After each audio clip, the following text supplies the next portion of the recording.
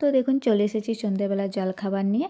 মা মশলা মুড়ি বানাবে বাড়িতে, তার সব কিছুই রেডি করে রেখেছে। এখানে আছে আলু ভাজা, পেঁয়াজ, গাজর, টমেটো, শসা, কাঁচা লঙ্কা, ছোলা কলাই আর বাদাম।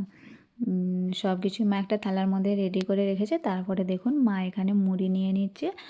আর মুড়ি নিয়ে নেওয়া হয়ে যাওয়ার পরে মা মুড়িতে আমতেল দিয়ে দিয়েছে। মশলা মুড়ির সাথে আমতেলটা কিন্তু বেশ ভালো লাগে খেতে।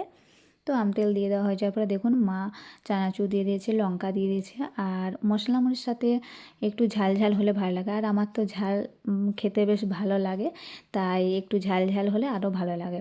তো লঙ্কা দিয়ে দেওয়া হয়ে যাওয়ার পরে মা গাজর, পেঁয়াজ, তারপরে এখানে দিয়ে দিল টমেটো, এখানে দিচ্ছে শসা।